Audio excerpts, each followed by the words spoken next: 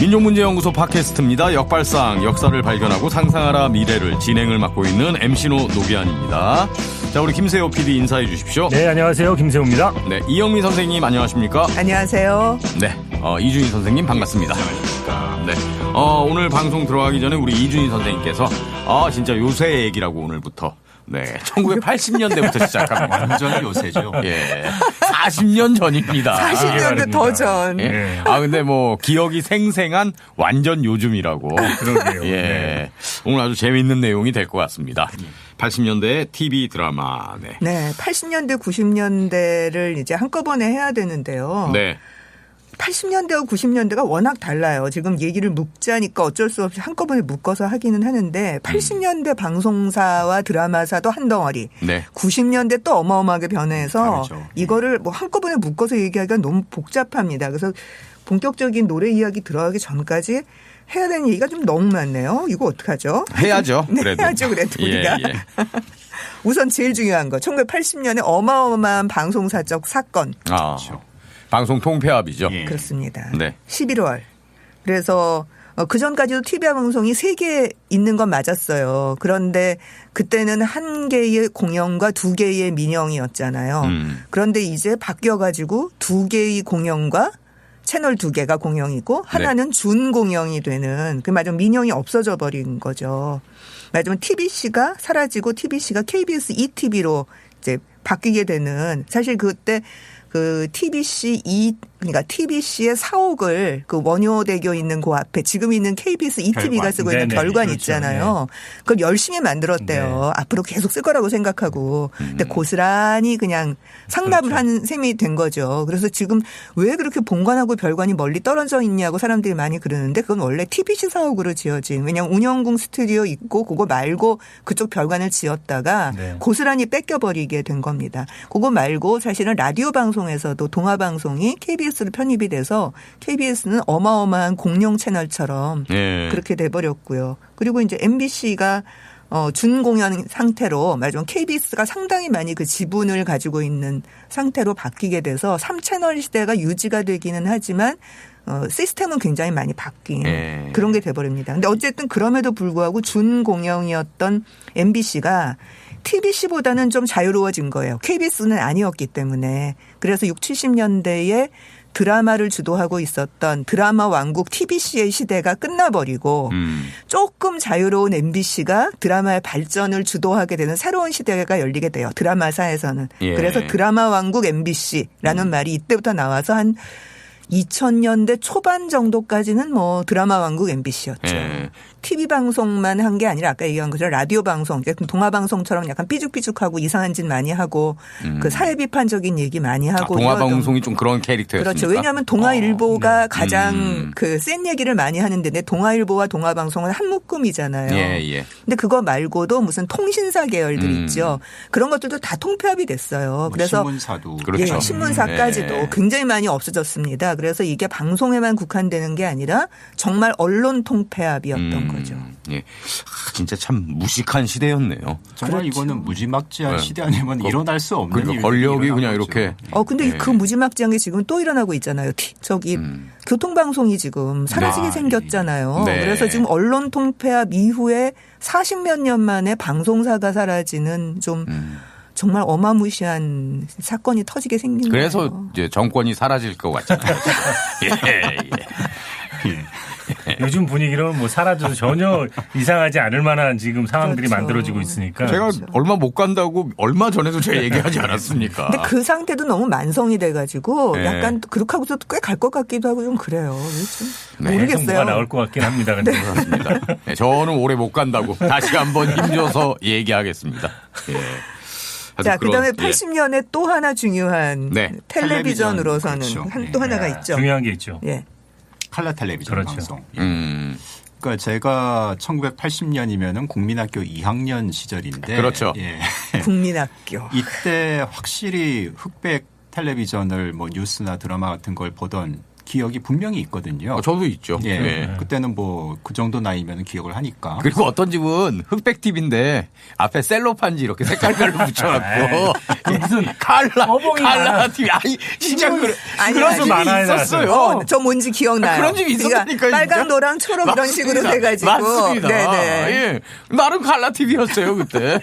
그래서 어쨌든 컬러 텔레비전 방송을 시작한다고 하니까 그때 뭐 다는 일시에 다 바뀐 건 아니지만은 그래도 많은 사람들이 이제 샀잖아요.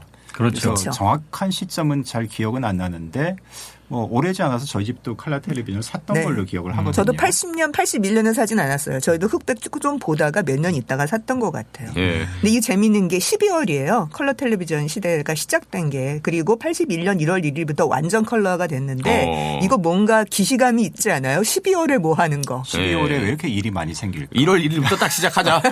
사람들한테 외우기 좋게. 아니죠. 연내. 연내. 올해를 넘기지 똑같은 않는. 거예요. 그 1961년 12월 31일에 KBS TV가 시작되잖아요. 예. 연내 개국. 마찬가지로 이것도 연내 컬러화 이거를 한 거죠. 그러니까 부랴부랴 12월에 뭔가를 하는 거고 그 얘기는 굉장히 비슷한 이제 쿠데타로 정권을 잡은 그런 정권에서 뭔가 문화적인 것으로 치적으로 탁 연내 뭔가 빵 이렇게 보여줘야 하고 싶은 되니까. 거. 그런 겁니다. 예. 근데 이러니까 이제 시각적 요소가 되게 중요해지죠. 그전에는 대충 옷 입고 나도 되는데 회색이나 까만색이나 흰색이니까 예. 이제는 컬러를 다 생각을 해야만 드라마를 만들고 쇼도 만들 수 있는 시대. 그러니까 이제 머릿속에 점점 더 가는 거예요. 영화 같은 비주얼을 만들 수 없을까? 막 이런 생각도 하게 되는 거고요. 그러니까 이제 야외 촬영할 수 없을까? 이제 욕망들이 점점 커지는 거죠. 보는 사람이든 만드는 사람이든. 예. 그 70년대 중반부터 ENG 카메라가 들어온대요. ENG 카메라는 뭐냐면 스튜디오에서는 이렇게 밀고 다니잖아요. 바퀴로 해서. 근데 그게 아니라 어깨에 메고 다닐 수 있는 카메라예요. 방송용 카메라. 그러니까 바깥에 나가서 찍을 수 있는 거죠. 그래서 초기에는 뭐 뉴스 같은 거 주로 찍다가 80년대가 되면 점점 ENG 카메라 들고 다큐멘터리도 만들고 뭐 드라마도 만들고 하는 게 가능해지니까 점점 야외 장면이 늘어나고요. 그래도 초기에는 야외 장면들을 찍은 건 주로 필름을 가지고 만든 게 많았어요. 필름을 먼저 찍은 다음에 방송용으로 옮기는. 그래서 이때 텔레비전 방송 그 드라마가 영화처럼 만드는 게 되게 꿈이었던 그 PD들이 되게 많은 것 같아요. 예. 그래서 완전히 이제 제작 방식을 달리하는 TV 문학관이라든가 베스트셀러 극장이라든가 왜 토지라고 하는 굉장히 긴 대하 드라마가 있었어요. 박경리 토지 갖고. 찢어 죽인다 그랬던가요? 뭐 그런 장면도 있는데. 그런 최수지가. 예. 네. 최수지. 네. 추억의 이름이네요. 예. 추억의 이름입니다. 서희. 그거밖에 기억이 안 납니다. 네. 아, 그래요? 이거 기억나는데. 몇 년 했어요? 87년부터 89년까지니까 네. 토지가. 근데 그것도 초기에는 필름 촬영을 하고 나중에 이제 좀 바뀌고 이랬다고 얘기를 합니다. 그래서 70년대 드라마에 비해서는 야외 촬영이 굉장히 많이 늘어난 시대가 이때입니다. 예. 그리고 또 어떤 특징이 있습니까? 70년대까지 왜 1일 연속 극의 시대 그런 말씀을 드렸잖아요. 예, 예. 한 채널에서 4개 내지 6개씩 하루에 1일 드라마를 볼 수 있었다. 예. 정말 어마무시한 시대였다. 예. 아침에도 하고 저녁에도 하고 네. 뭐 그런 거죠. 그러니까 1일 연속극 끝나고 다시 1일 연속극 끝나고 다시 1일 연속극 이런 식으로. 그러니까 60년대가 주 1회짜리 연속극이 자리를 잡는 텔레비전에서는 그랬다면은 아시가 성공하면서 오히려 주간 연속극들이 주 1회짜리 연속극이 줄고 1일 연속극이 폭증하는 시대가 된 게 70년대였거든요. 근데 그러다 보니까 1일 연속극은 되게 20분짜리예요. 20분에서 30분짜리. 아, 짧네요. 짧아요. 예. 그러니까 길게 할 수가 없어요. 왜냐하면 매일 만들어야 되니까. 예, 예. 그래서 하루에 5회를 한꺼번에 녹화하는 일주일치를 월화수목금치를 이런 방식으로 제작을 했었는데 80년대가 되면은 점점 그 방식이 바뀌어서 1시간 내외짜리 회당 좀 긴 것들 그리고 월화 드라마, 수목 드라마 같은 주 2회짜리 주간 드라마, 밤 10시 때의 긴 러닝타임을 가지고 있는 드라마. 우리가 지금 생각하고 있는 연속극의 네. 바로 그런 방식이 예. 이때 만들어집니다. 그리고 나중에 이제 미니 시리즈라고 하는 뭐 100회씩 가는 거 말고 무슨 뭐 어떤 땐 4회, 어떤 땐 8회, 무슨 10몇 회 이렇게 네, 좀 네. 짧게 끝나는 방식도 80년대 시도된 겁니다. 예전에 그 뭐 보통 사람들 이런 드라마 보통 사람들. 그쵸. 늘어지기 한량 없던 네. 그런 드라마. 예, 그런 게 바로 이제 1년 일일 속극의 드라마. 예. 대표적인 거 나연숙 작가 거. 8시 30분. 그렇죠. 그렇지. 보통 9시 사람들. 뉴스하기 전에. 보통 사람들의 그 왕 할머니로 그 황정순 여사가 나왔었어. 그리고 이제 그걸 이어서 이제 노태우. 보통 사람의 시대를. 거기서 따온 건 맞습니다. 그러니까요. 맞아요. 거기서 따온 게 네. 맞아요. 네. 나연숙 작가가 원래 그런 걸 잘 씁니다. 80년대 그렇죠. 초반에 달동네를 썼거든요. 달동네. 그렇게 하고서 보통 사람들로 넘어가는 거니까. 추성웅 아저씨 나왔죠. 그렇죠. 똑순이. 서승연, 똑순이, 강부자 뭐 이런 분들. 똑순이 김민희 씨가 우리랑 동갑이에요. 그렇죠. 네. 네, 맞아요. 예. 네, 또 하나의 중요한 거. 80년대가 확실히 정치나 경제 같은 사회에 관심이 좀 늘어나는 시대예요. 전반적으로. 예. 그게 그럴 수밖에 없는 게 박정희 대통령은 암살 방식으로 죽었죠. 예. 그다음에 쿠데타로 또 완전히 뒤집어졌죠. 그 한가운데 광주민주화운동이 있었죠. 그러니까 사람들이 어쩔 수 없이 이전에 비해서는 정치에 대한 관심을 많이 갖게 된 거예요. 그래서 영화에서도 보면은 좀 그런 작품이 늘어나는데 TV도 마찬가지로 이게 굉장히 검열이나 뭐 이런 걸 통해서 통제를 한다고 해도 정치나 경제에 대한 관심은 좀 늘어나는 양상을 보여요. 예, 근데 제1공화국 같은 다큐 드라마가 정치를 다룬 정치사를 다룬 작품이 나온다든가 사실 사극에서도 조선왕조 500년은 그 이전 사극하고 되게 달라요. 그러니까 이전 70년대까지 6, 70년대 사극은 뭐냐면 말은 사극이지만 왕과 왕가가 나오지만 정치 얘기가 아니라 사실 왕하고 신하들은 정치인이잖아요. 그 당시로 봤을 땐. 근데 정치를 하는 게 아니라 맨 가족 얘기예요. 임금님의 첫사랑. 그렇죠. 아니면 처첩 갈등. 그러니까 장희빈은 처첩 갈등이고 뭐 그다음에 무슨 엄마가 억울하게 할머니한테 죽어서 자기는 페르나가 되는 이야기. 예. 그게 연산군 얘기잖아요. 예. 그다음에 무슨 서자였기 때문에 그 컴플렉스 때문에 뭐 난리를 쳐서 영조. 뭐 영조이거나 아니면 광해군 이야기거나 그러니까 그런 방식으로 사실은 가족이나 연애물의 변형인 것 같은 사극이 되게 많았거든요.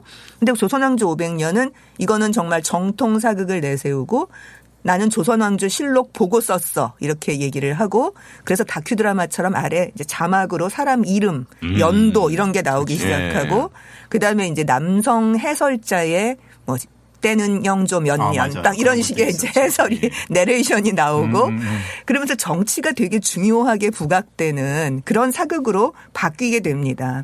그거 말고도 뭐 무슨 그 거부실록 시리즈라든가 뭐 지난번에도 그 얘기했었죠. 공주갑부 김갑순 같은 데서 나왔던 혹은 야망의 25시 뭐 인간시장 이런 상당히 비판까지는 아니지만 정치 경제 얘기를 건드릴 듯 말 듯 하는 이야기들. 약간 모순되는 게 아까 우리 이영미 선생님도 말씀하셨지만 그런 쿠데타로 집권한 권위주의적인 정권 하에서 오히려 이런 정치에 관한 그런 어떤 걸 다루는 드라마가 늘어난 게 이 정권이 별로 안 좋아했을 것 같은데도. 당연히 그렇죠. 그러니까 그냥 계속해서 이런 작품을 가장 많이 만든 게 김기팔 작가거든요. 그러니까 계속 조기 종방 당하는 야망의 25시는 아마 재벌 이야기인가 그럴 거예요. 이것도 아마 조기 종방 당했을 거예요.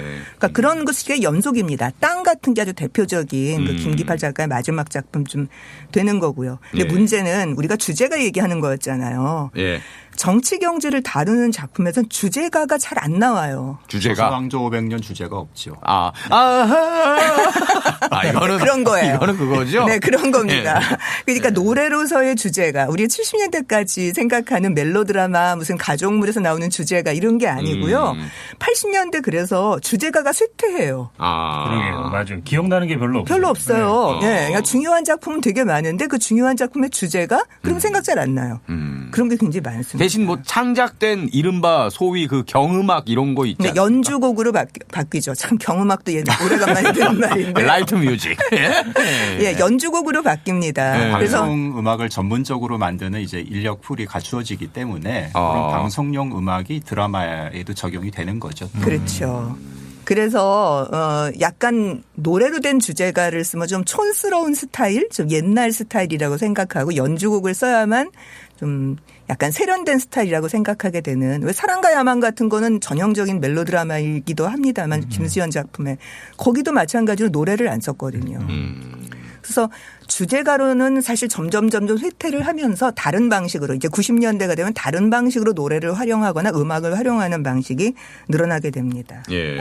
여태까지가 이제 80년대. 자, 이제 90년대로 빨리 넘어가면. 자, 이 90년대 얘기 좀 해보세요.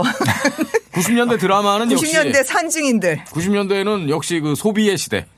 소비와 욕망의 시대. 그래서 드라마도 이제 트렌디 드라마가 나오고. 그렇죠. 네. 더 중요한 건 16부작 미니 시리즈 미니시리즈라는 트렌디 게 아마 드라마. 이제 그게 처음으로. 그게 딱 네. 정착하는 게 맞아요. 92년 질투부터거든요. 그러니까 네. 미니 시리즈가 이전부터 있었지만 그게 네. 16부작이고 트렌디 드라마 스타일로 정착하는 건 92년 질투부터예요. 그러니까 그래서 음악에서도 소비층이 갈리잖아요. 네. 그렇죠. 그러니까 이제 신세대 가요 예. 이렇게 네. 되니까. 그러니까 방송도 어릴 때는 80년대에는 할머니랑 같이 보통 사람들 이런 거를 보긴 봤는데 예, 예. 90년대 되면은 이제 20대에 접어들면은 더 이상 그런 드라마는 안 보게 되는 거죠. 그렇죠. 근데 이주희 선수 왠지 봤을 것 같은데. 계속 그런 드라마 봤을 것 같은데. 그렇진 않습니다. 트렌디 드라마를 안 좋아했을 것 같은데요. 음악과는 또 다르기 때문에. 그렇군요. 사실 트렌디 드라마 질투 이거는 단순하게 16부작 미니 시리즈 이런 데 그치는 게 아니에요. 그러니까 그때 질투를 처음 봤을 때 충격이 좀 있으신지 모르겠는데 어머 어떻게 저렇게 바깥에서 많이 찍었지? 왜 그런 느낌 안 드셨어요? 이전까지의 텔레비전 드라마는 요즘 일일 드라마나 아침 드라마 보면 방송국 내에 스튜디오 만들어 놓고 그 안에서 오고작 하는 딱 그런 식으로 찍잖아요. 그렇죠. 근데 질투에서 중요한 장면 생각해 보세요. 무슨 캠퍼스. 네. 사무실은 직접 사무실 가서 찍어요. 편의점. 그러니까 그렇죠. 편의점도 편의점 가서 찍어요. 피자집도 피자집 가서 찍어요. 네. 그러니까 이렇게 되니까 카메라 들고 온갖 데를 다 가니까 무슨 연애를 야구장에서 한다든가 길거리에 걸어가면서 한다든가 하는 그 이전에는 그게 가끔씩 들어가야 하는데 이게 그냥 뭐 거의 주류를 차지할 정도로 드라마에서 들어가게 되고 굉장히 영화적인 장면 그리고 화면의 질도 엄청나게 좋아집니다. 그렇죠. 그래서 영화에서 촬영하고 있는 방식을 도입했다고 우리가 아직도 기억하고 있는 질투의 마지막 장면. 돌아가는 장면. 예. 그렇죠. 뱅글뱅글. 이게 카메라 확 빠져갖고. 네, 아큰가 하는 걸로 이렇게 뺑그르르 돌잖아요. 또 하나가 있어요. 예. 더 중요한 거. 92년이 질투죠. 그 해에 비슷한 또 다른 90년대를 알리는 어떤 변화가 있습니다. 91년 말 정확하게 얘기하면. 네. 네. 그거 중요하죠. 그거. 대작 드라마. 대작 드라마. 여명의 눈동자가 91년 12월부터 시작해서 92년까지 가요. 이건 뭐 거의 영화죠. 1회, 2회 보고 있으면 와 영화다 이러고 보게 되는 막 그 지리산 장면 뭐 이런 거 한번 보세요. 그 굉장히 흐름도 빠르고 그래서 이런 영화 같은 화면을 구사하는 대작 드라마들이 나와서 그게 이제 몇 년 후에 모래시계 같은 거로 이어지게 되는 거죠. 예, 연출도 같은 분이잖아요. 그렇죠. 두 개가. 네. 그 작가 여명의 연출가가 다 눈동자하고. 같습니다. 근데 여명의 눈동자는 원작이 있는 거고 모래시계는 오리지널 송진아 작가 거고. 예, 여명동자 원장 김성동 작가. 김성총. 김성종. 오늘 계속 하나씩 틀리네요. 예, 김성종 작가. 예. 네. 그러니까 90년대를 이야기할 적에 네. 이제 빠질 수 없는 게 80년대 시작이 이제 언론 통폐합. 예. 칼라 텔레비전이라면은 텔레비전에서 90년대 시작에서 또 중요한 거는 SBS. 맞아요. 그렇죠. 민방이 민방, 다시 부활한 시작됩니다. 거죠.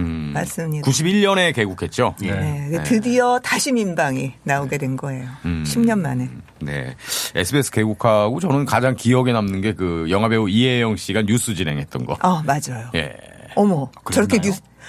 저렇게 뉴스 새로운 진행이 시도를 가능하네. 했죠. 맞아요. 네. 막 엄청 진짜 그 무슨 시상식에 나오는 옷 같은 거 입고 맞아요. 막 뉴스 진행하고 앵커 역할을 했던 거죠. 예. 자, 그러면 본격적으로 이제 오늘의 방송 네. 드라마로. 사전 주제가. 지식을 약간 깔았으니까 네. 네, 주제가로 들어가겠습니다. 첫 번째 만나볼 작품이 어떤 건가요? 일단 80년대 초로 가야죠. 다시 얘기가. 네. 80년대 하면은 근데 60년대 하면 이미자를 뺄 수 없듯이 네. 80년대 하면 뭐 당연히 조용필이죠. 그렇죠. 예. 그 지난 그 라디오 드라마 주제가 할 때 네. 마지막이 조용필이었잖아요. 그렇죠. 창밖의 여자. 네. 근데 텔레비전 80년대 텔레비전 드라마의 시작도 조용필입니다. 네. 그리고 이 노래는 정말 많은 분들이 기억을 하실 텐데 그대는 왜? 촛불. 예. 네. 이게 이제 1980년에 드라마가 시작이 됐죠. 요새 딱 어울리는 노래가 또 이 촛불이죠. 얼마 남지 않았습니다. 예. 근데 이 드라마가 또 재미있는 게 앞서 말씀드린 그 언론 통폐합 이 굉장히 밀접한 관련이 있는 게 1980년 9월에 TBC에서 드라마가 시작을 했어요. 네. 근데 끝나기는 12월 말에 끝났거든요. 바뀌었거든요. 어. 그 사이에 언론 통폐합이 있었어요. 방송국이 바뀌었어. 그렇죠. 세상에. 채널은 똑같이 아. 7번인데 네. 시작할 땐 TBC, 끝날 땐 KBS. 아. 이런 경우가 거의 유일하지 않을까요? 아니에요. 달동네가 있었어요. 아, 그거 달동네도? 요 그렇죠. 시기에 그렇죠. 그런 예, 시기에. 예, 요 때가 그런 거였어요. 그러니까 뭐 쇼는 많이 그랬죠. 쇼 같은 게 다 TBC로 시작했다가 KBS로 나중에 간 거였고요. 그럼 TBC에서 원래 하던 프로그램 KBS2로 간 다음에 좀 다들 좀 일찍 종영하고 없어지고 그랬습니까? 아니에요. 그렇지도 않아요. 아, 그래요? 왜냐하면 멤버들이 그대로 남았으니까. 창작자들이 남았으니까. 그래서 사실 KBS 저는 이제 방송국에 2000년대, 2001년대 라디오 방송 하느라고 들락날락거리면은 예. 사람들을 만나게 되잖아요. 예. 그럼 막 말하자면 KBS 계시는 연세가 많으신 분들은 소위 굉장히 보수적인 입장을 견지하면서 말씀을 하시는 분들이 많아요. 그러니까 예. 엔지니어 이런 분들이. 예. 근데 이상하게 삐딱하게 얘기하시는 분들이 가끔 있어요. 예. 그러니까 가만히 얘기를 들어보면 TBC 출신들이에요. 아. 예. 아직도 쌓인 게 많은 거죠. 예. 그 당시 언론 통폐합의 이제 대상이 됐던 통폐합의 정리의 네. 대상이 됐던 분 말씀을 들어보면은 내일부터는 저쪽 출근을 해야 된다. 그래서 너무 이제 황당해. 차를 타고 이제 네. 그 단체로 뭐 서로 상견례를 해야 되니까 하는데 이제 직장 동료 됐으니까. 예. 근데 이제 그때 느낌이 차에 올라타는 느낌이 아우슈비츠에 실려가는 그 기차를 타는 그 유대인의 느낌 같을 그 정도로 굉장히 참담했다는 거죠. 다 울고 완전히 술이 만땅으로 취한 상태에서 버스에 올라탔대요. 그 안평선 PD의 말로는 동아방송에서 가니까. 근데 가는 내내 그 버스에서 그 운전하시는 분이 왜 굉장히 구슬픈 트로트 있잖아요. 예. 이런 것들을 계속 틀어주니까 다들 징징 울면서 그쪽으로 갔다고 그런 얘기를 하시더라고요. 예. 자, 그래서 일종의 비운의 드라마인데 예. 드라마 어쨌든 제목이 뭐죠? 이 촛불이 나왔던 드라마가? 이게 축복. 축복. 이게 아마 정윤이 나왔던 네. 정윤이가 그대는 왜 촛불을 키셨나요? 네. 뭐 연약한 이 여인을 이러잖아요. 예. 불치병에 걸려서 백혈병인가 뭐 그래요. 그러니까 70년대 백혈병이 엄청나게 대중문화에서 유행이잖아요. 러브 스토리. 러브 스토리부터 시작해서 뭐 선샤인 뭐 하여튼 줄줄이 그래서 나중에 우리나라로 와서는 뭐 악성빈혈도 있고 사랑에 쓰지 않나 같은 작품도 마찬가지로 백혈병이고 그게 우리나라로까지 미쳐서 드라마에까지 나와서 저는 인터페론 이런 약 이름을 처음 들었던 드라마가 바로 이거였습니다. 재밌는 거는 조용필이 80년대 초반에 그 새로운 스타일이라고 조용필 스타일이라고 얘기하는 창밖의 여자 뭐 촛불 이런 작품들 있잖아요. 네. 간양록 이런 것들이 다 드라마 주제가였다는 거예요. 그래서 별로 그 히트를 크게 생각하지 않고 약간 실험적으로 뭔가 해보고 싶은 스케일도 키우고 멋진 노래 음악을 만들어서 자신의 노래로 실험하는 거를 조용필 씨가 드라마를 대상으로 해서 했던 그런 모습이고 그게 성과를 이루면서 내면서 80년대 초에 조용필 스타일이 확실하게 만들어지게 되는 거죠. 예. 예, 첫 곡을 촛불로 시작을 하겠습니다.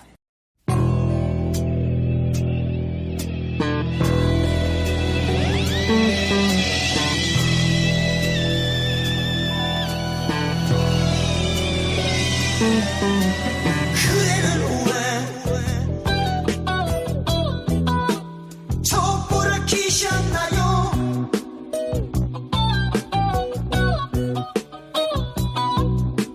그대는 왜 촛불을 키셨나요?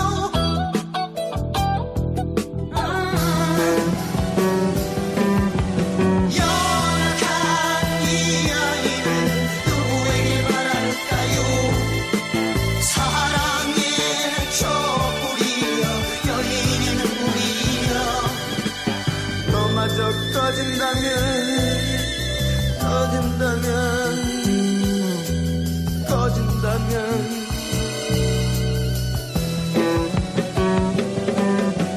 바람아 멈추어라 촛불을 지켜라오 바람아 멈추어라 촛불을 지켜라오 연약한 이 아이를 누가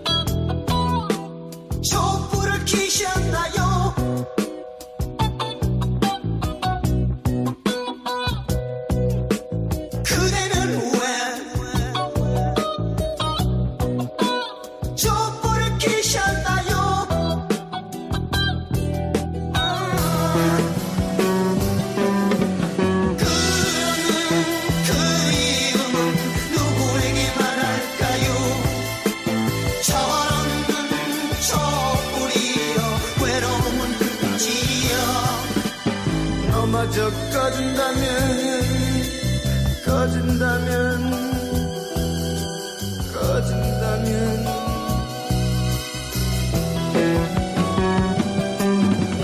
바람아 멈추어라 촛불을 지켜다오 바람아 멈추어라 촛불을 지켜다오 현악한 이 아이를 누가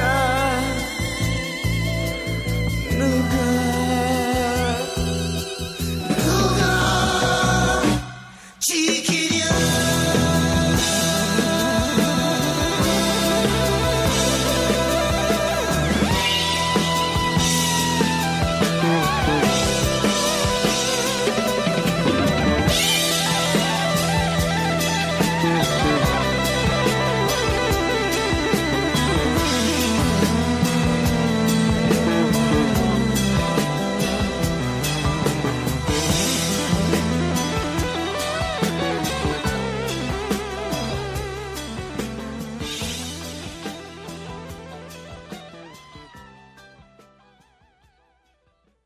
그대는 왜 촛불을 켜셨나요? 네, 민주주의를 지키기 위해서입니다. 네. 저 이 노래를 듣는데 새로운 의미로 다가오네요. 네, 그러네요. 네, 바람아 옛날에는, 멈춰라, 네. 촛불을 아우, 지켜다오. 그만 찍어 붙이세요. 정말. 아닙니다. 이거는 선생님 찍어 붙이는 게 아니죠. 그런데 정말 이 노래가 그러는 의미로 네. 다시 되살아날 수도 있어요. 그럼요. 네. 네. 너마저 꺼진다면 여기서는 이제 너는 꺼져라. 네. 한 명이 떠오르죠. 꺼져야 될 한 명이 이런 식으로 딱 가사가 훌륭하고. 네. 어쨌든 어떻게 제가- 보면 이 당시에 전두환 정권을 향한 가왕 조용필의 소리 없는 저항이었을 수도 있다.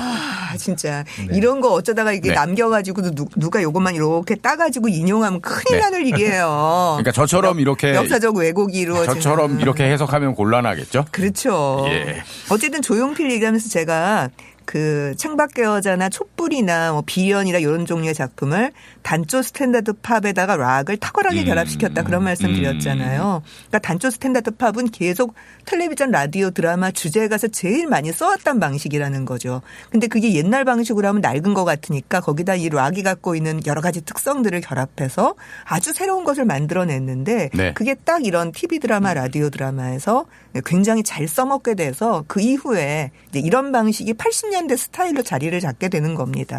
그러면 좀 다른 얘기일 수 있는데 그냥 궁금해서 여쭤보는 건데 우리 이영미 선생님이 보시기에 그 조용필 선생의 정체성 가운데 네. 가장 좀 큰 부분을 차지하는 게 락커입니까? 어떻습니까? 한 장르로 이야기할 수 없어요. 저는 조용필을 늘 그렇게 얘기하는데요. 백화점. 백화점. 네, 백화점이에요. 그렇기 때문에 여러 세대와 여러 취향들을 한꺼번에 자기가 그러니까 단조 스탠다드 팝 취향도 받아들이고 락 취향도 받아들이고 트로트 취향도 받아들이고 그걸 한꺼번에 구사했기 때문에 사실은 가왕이 될 수 있는 거지 예. 하나의 취향만 선택해서는 그렇게 가왕이 될 수 없죠. 자, 그럼 다음 음악 알아볼까요? 예, 다음은 사실 저는 이런 곡을 생각을 안 하고 있었는데 네. 역시 또 TV 시청의 산증이 이영미 선생님이 들어갔으면 좋겠다. 예, 그러니까 주제가가 아니더라도 예. 그럼 다른 주제가가 지금 노래는 실패했다고 아니지만. 얘기를 하는데 그럼 네. 주제 음악이 어땠는지 우리 한번 상기해 보자 이러는 거죠. 그러니까 가사는 없지만 네. 음악 자체로는 너무나도 너무 익숙한. 예, 그런 차례들이 또 있거든요. 연주곡이죠. 뭐 말하자면 예. 경음악 그런 건데 경음악. 예.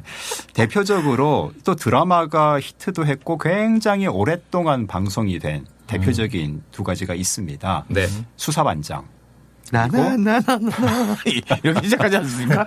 그리고 이제 전원일기. 전원일기. 네.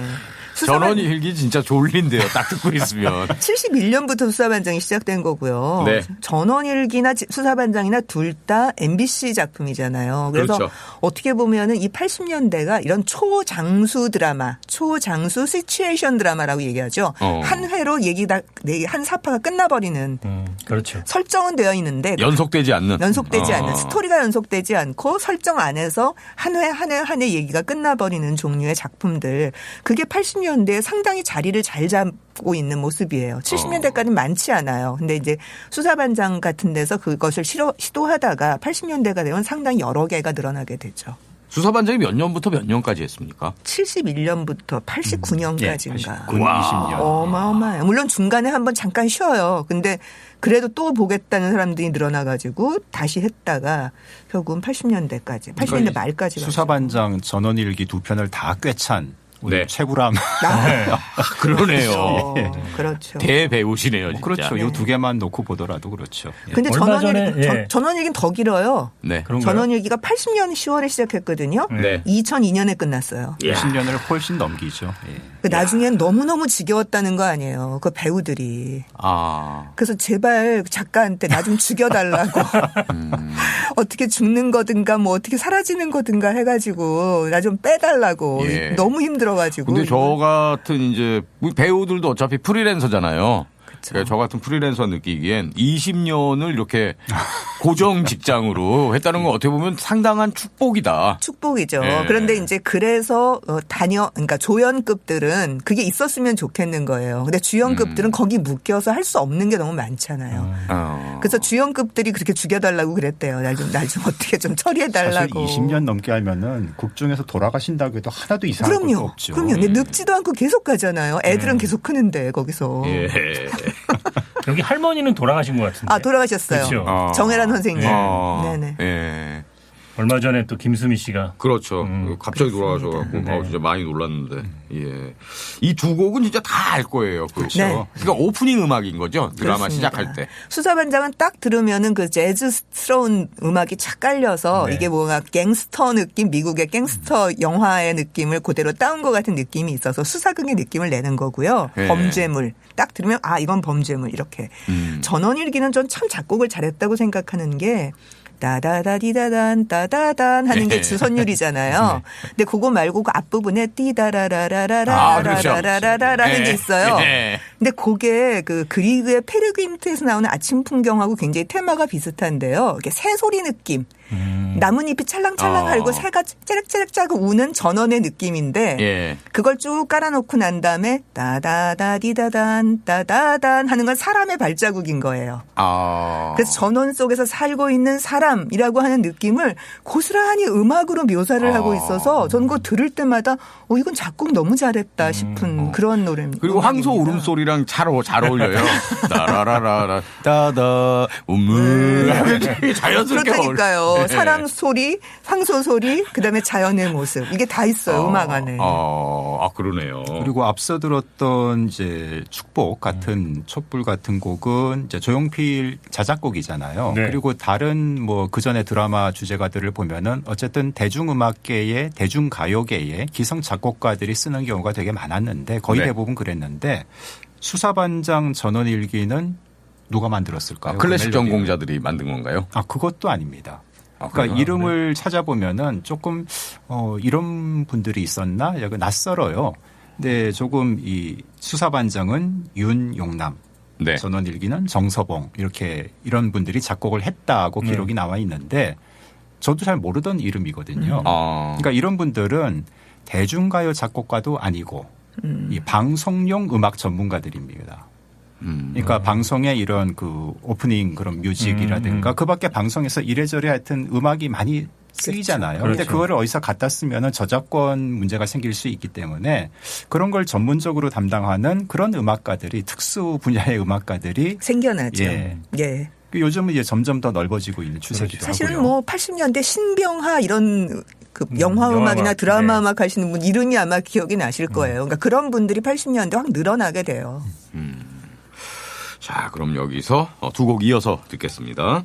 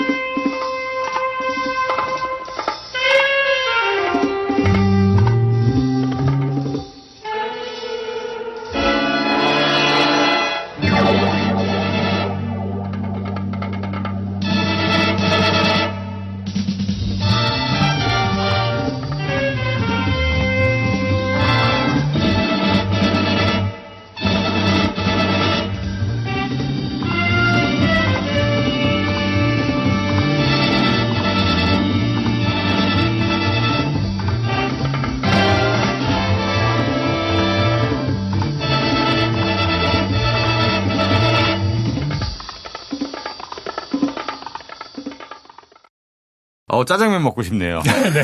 수사반장 이거 들으니까 그 살인의 추억 때문에. 그러게 말이에요. 예. 거기서 또 송강호 씨가 음악이 좋아 음악이. 그래서 다시 유명해졌고. 예. 전원일기 아류작이라고 해도 되겠죠? 대추나무 사랑 걸렸네. KBS. 그러니까요. 그러니까 그런 것처럼 이 시절에는 농촌 드라마 뜨고 나니까 그다음에 어촌 드라마 하나 만들고 그다음에 뭐 KBS에서도 농촌 드라마 하나 해야 되지 않아? 그래서 대추나무 사랑 걸렸네 같은 걸 만들고 하필이면 또 이제 수사반장 김형사를 이렇게 스카우트 해가지고. 네. 김상수 선생은 사실 김형사로서의 의미보다는 성우로 굉장히 이전에 많이 알려졌었고요. 그래요? 예. 그리고 방송을 많이 하셨어요. 저처럼 정말 그 시청의 산증인들은 김상순의 목소리 혹은 연기 이런 거를 굉장히 많이 기억하고 있습니다. 혹시 루시 기억하세요? 루시. 말가당 루시. 예. 그 루시 보면은 그 옆에서 맨날 루시한테 골탕 먹는 뚱뚱한 대머리까진 아저씨 하나 나오죠. 뭐 사장님 같은 분 하나 나와요. 예. 그분 목소리 김상순 선생 목소리예요. 성우로 그렇구나. 출발하셨던. 예. 김상순 선생도 이제 고인이 되셨고 예전에. 그렇습니다. 예.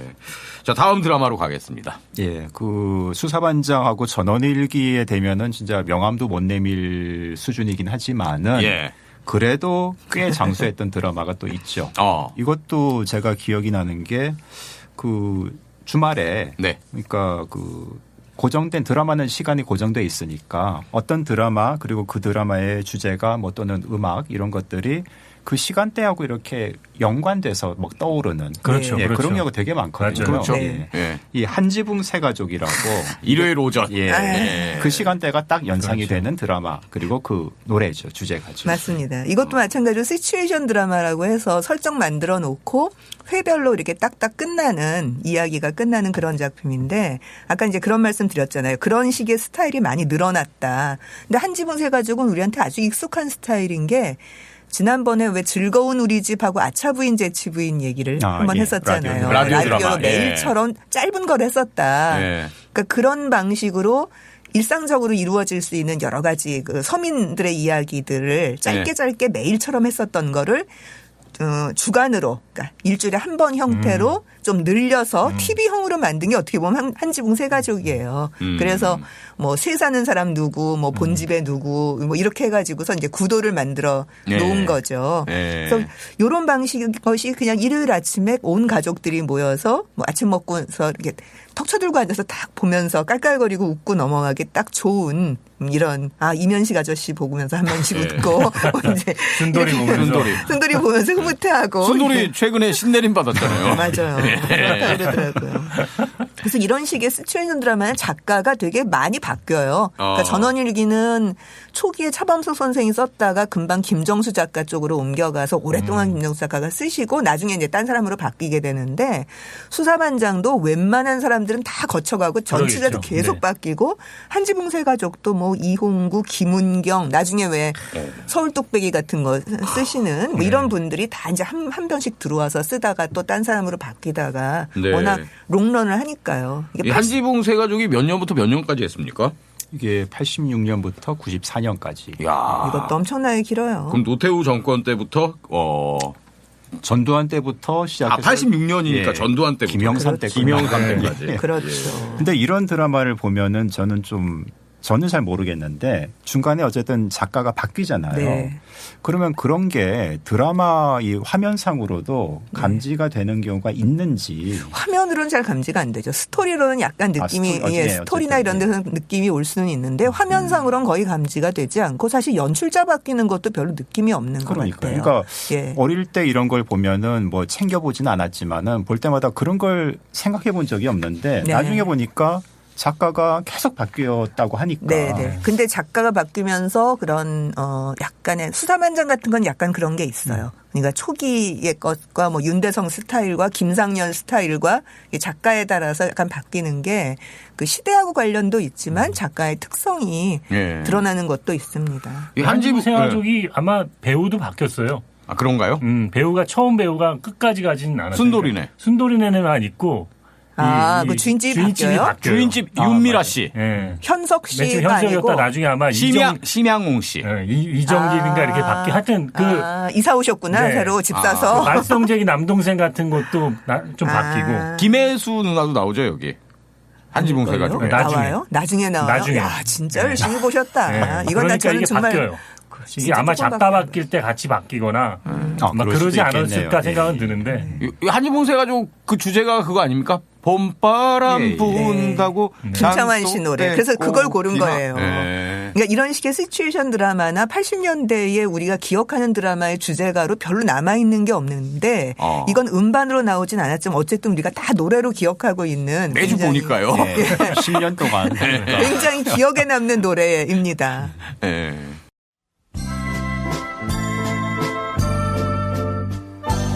봄바람 분다고 장독대 꽃피나 찬바람 분다고 물동이 깰까 동네 아이들 노는 소리 앞집 아저씨 너털 웃음 담장 넘어 골목을 지나 하늘로 파만 가네 가봐도 모르고 안 가도 모르는 인생길 따라서 흘러흘러서 아침 새소리 눈을 뜨고 저녁 별들로 잠이 들면 우리 마을 한지붕 아래 분위가 가네 강 건너 강바람 산 넘어 산바람 이 동네 저 동네 세월이 부네 보물상 안에 멈춘 시계 인정 쌓이는 먼지 속에 고운 정도 금이운 정도 곱게 쌓여만 가네 이게 뭐 제목이 따로 있는 건 아니죠. 그냥 한지붕 세 가족 주제가 이거죠. 예, 음반이 나온 적이 없으니까 음. 거기다 뭐 타이틀을 달 수도 없는 거고. 예.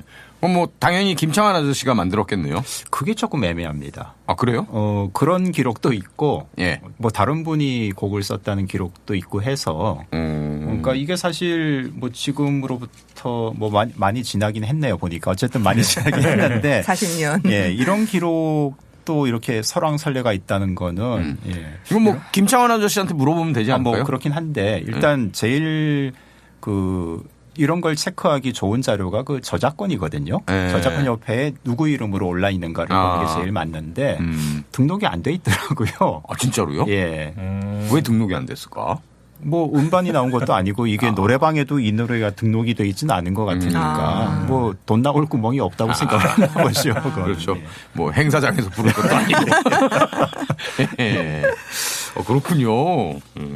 그럼 작자 미상인가요? 근데 분위기상 김창완 씨 노래인 것 같은데 이런 동요 스타일을 많이 만드셨잖아요. 예, 또. 워낙 또 그건 뭐 확인해 봐야 되는 거니까요. 네. 확인이 필요함 이런 거죠. 미상이라고까지 얘기할 수는 없고 네. 확인이 필요함. 새로운 사실을 알았습니다. 예. 자, 다음 작품으로 넘어가죠. 예, 다음 드라마는 저한테는 정말 매우 각별한 의미가 있는 그런 드라마가 있습니까? 뭐 약간 과장하자면은 네. 인생 드라마. 아, 진짜요? 정말 중요했어요. 네. 그 1986년부터 87년까지 네. 거의 한 반년 이상 우리가 중2, 중3 때인데 그럼 그렇죠. 이때 보셨어요? 예, 중2병이 세게 왔던 거죠. 아, 이때 보셨어요? 이 이거는 드라마를? 정말 챙겨본 드라마입니다. 아, 진짜로요? 내 마음 별과 같이. 좀 기억도 잘 안 나는데. 그러니까 80년대 중반 제가 할머니랑 같이 네. 열심히 봤던 드라마가 두 편이 있어요. 네. 내 마음 별과 같이 하고 지금 평양에선. 근데 지금 평양에서는 뭐 인생까지는 아닌데 이거는 저한테는 정말 중요한 드라마였습니다. 남들은 다 사랑과 야망 챙겨보고 있을 시절에 아니 어떻게 내 마음 별과 같이 챙겨보고 있냐고. 이게 저는 열심히 안 봤어요. 저는 사실 현철 아저씨 노래는 알지만 그렇죠. 일단 이 드라마가 어떤 내용이고 그런지도 잘 모르겠고 기억이 없거든요. 선우은숙 얼굴 생각 안 나세요? 이 드라마 속에 나오는. 주연이었죠. 젊은 시절에 선운숙 아줌마 얼굴은 알죠. 네. 근데 이 드라마인지는 잘 모르겠고 되게 이쁘셨죠 진짜. 네, 이게 유랑극단 얘기예요. 일제 시대, 1930년대 예, 유랑극단 이야기. 그래서 이제 제 취향에 딱 맞았던 거죠. 그럼 이때가 한창 그 애수의 소야곡 들으시던 눈물 흘리시던 그 시절이군요. 그러니까 85년에 가요 무대가 시작을 했는데 예. 이 드라마가 86년 바로 네. 다음에 시작을 했거든요. 그러니까 정말 중2병이 왔던 거죠 그때. 예. 1930년대 유랑극단 이야기. 예. 그래서 드라마가 끝날 때는 8.15 해방으로 끝납니다. 네. 그러니까 정확히 그 시절을 겨냥한 작품인데 예. 뭐 일단 뭐 드라마 주제가 얘기를 하는 자리니까 말씀하신 대로 그 현철 네. 얼마 전에 돌아가신 그 이 주제가가 또 굉장히 히트를 했거든요. 예. 내 마음 같은 제목이죠. 내 마음 별과 같이. 그리고 극 중에는 이 노래가 당연히 주제가는 이제 나오진 않지만은 제가 그때 열심히 보고 들었던 거는 유랑극단 얘기다 보니까 네. 실제로 극중 극이에요 말하자면은. 그래서 연기도 하고, 그러니까 심파극을 하고 또 막간에 노래도 하고 이런 장면들이 굉장히 많이 나와요. 그럼 이 30년대의 여러 인물들이 드라마에 녹아 들어가 있습니까? 실제 뭐 거론되진 않죠. 실제 뭐 그 이름이 네. 거론되는 건 아닌데 흥미로운 거는 그 선훈수 주연 배우의 극중 이름이 옥례거든요. 네. 이옥례인데 이용예. 공교롭게도 이옥례는 맞아요. 이난영의 이난영의 본명이에요. 본명이죠. 아, 그러면 생각하고 썼겠네요. 그런지는 모르겠는데 에이, 그랬으니까 이렇게 해야지. 어떻게 우연의 일치로 이렇게 되겠습니까? 하고 많은 이름 중에 옥자도 아니고 옥례였던 걸 보면은 예. 가능성은 충분하죠. 예. 그래서 뭐 예컨대 보기 싫다 듣기 싫다 하는 노래는 전 이 드라마로 처음 배웠습니다. 극중에 나온 노래로 이런 좋은 노래가 있다니 뭐 이렇게 해서 배우기도 했다는 거죠. 예. 그 외에 양석천, 배삼룡 이런 분들이 80년대 후반 이러면은 벌써 옛날 옛적의 연예인들이거든요. 원로 중에 원로. 근데 유랑극단 경험을 갖고 계시는 분들이잖아요. 이분들은 50년대 악극단 경험을 갖고 계시는 분들이니까 이런 분들이 직접 출연을 하셨어요. 그 홀쭉이 양석천 선생은 단장으로 네. 출연을 했죠. 이야, 다 기억하시네요. 굉장해. 그러니까 사실 이게 주제가는 따로 있어요. 원래 이 현철의 내 마음 별과 같이가 아니고요. 근데 네. 나중에 이 드라마가 히트를 하면서 중반 이후엔가 이 노래를 따로 만들어서 들어갔죠. 이게 끼워 넣었어요. 그러니까 맨 마지막에, 그러니까 주제곡은 앞에서 하는 거고 맨 마지막에 드라마 끝나고 뒷부분에 이 현철 노래를 틀었든가 하여튼 이런 방식으로 해서 근데 오히려 이 노래가 현철의 내 마음 별과 같이가 더 인기를 모았죠. 그러니까 원래 주제가는 주현미 씨가 불렀거든요. 네, 맞아요. 그러니까 주현미의 내 마음 별과 같이도 있어요. 네. 가사 곡조는 다 다릅니다. 다 다른 노래예요. 예. 근데 뜨기는 현철의 내 마음 별과 같이가 떴죠. 그러니까 제목은 똑같은데 다른 노래군요. 그러니까 옛날에 그 왜 홍도야 울지 마라가 네. 맞아요. 그거의 본 주제가는 사랑에 섰고 돈에 울고고 네. 서브 주제가가 홍도야 울지 마라인데 예. 서브가 더 떴잖아요. 맞아요. 뭐 거의 비슷한 경우입니다. 이게. 예. 그리고 이게 유랑극단 얘기다 보니까 야외 촬영이 되게 많았어요. 돌아다녀야 되잖아요. 시골로 다니고 뭐 예. 이래야 되니까. 그리고 아마 야외 촬영이면서 제대로 아주 성공적으로 그 야외에서 사운드까지 제대로 녹화한 그런 사례로 필름 쓰지 않고 TV 방식으로 녹화한 그 야외 촬영으로서 굉장히 성공작으로 얘기를 하고 있을 겁니다. 예. 아우, 이 오랜만에 KBS 드라마네요. 맞습니다. 예, KBS스럽잖아요. 내 마음 별과 같이. MBC에서는 사랑과 야망하고 있었다니까요. 전원 일기도 했잖아요. MBC 입장에서는 이런 건 그냥 KBS 하라고 그렇죠. 뭐 이런지 그렇죠. 않았을까. 김수현 이런 거 해야지 MBC에서는. 지금 같은 시대를 살았는데 저는 이준희 선생님과 전혀 다른 기억으로 저는 되게 보기 싫었거든요. 저런 구리구리한 얘기를 아직도 저렇게 네. 하고 있나. 네, 그리고 이제 특히 야외 촬영이 많았던 게 저도 분명히 기억나거든요. 맞아요. 네, 그 이미지는 확실히 기억나는데 재미는 너무, 별로 없는. 재미는 없었어요. 그래갖고 저는 기억이 안 나요. 네. 자, 그럼 여기서 내 마음 별과 같이 함께 듣겠습니다.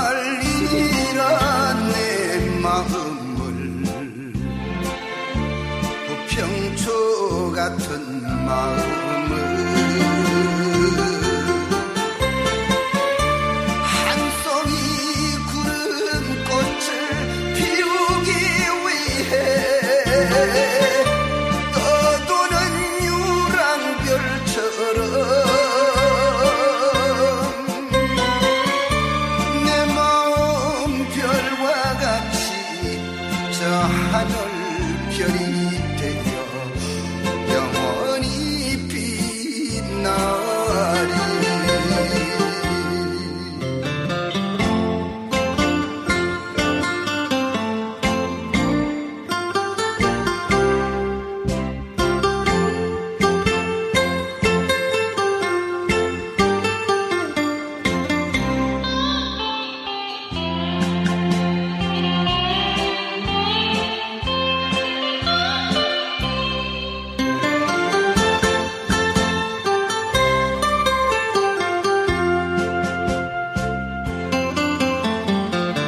강바람에 두둥실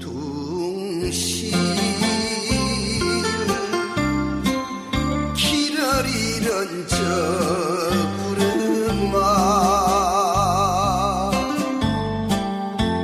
너는 알리라 내 갈 길을 나 그네 떠나갈 길을 찬란한 젊은 꿈을 피우기 위해 떠도는 몸이라지만 내 마음 별과 같이 저 하늘 별이 되어 영원히 빛나리.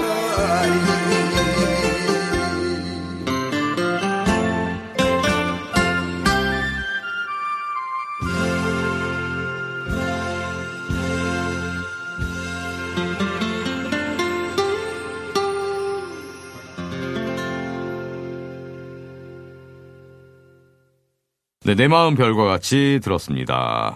딱 노래 들으면 저분은 고향이 어디구나라는 걸 즉각 알 수 있는 네, 현철 아저씨의 노래. 예. 자, 다음 곡은 어떤 곡입니까? 이제 드디어 90년대 넘어갔습니다. 네. 10년이 그냥 후루룩 지나갑니다. 또. 네. 그 아까도 얘기 나왔던 드라마인데요.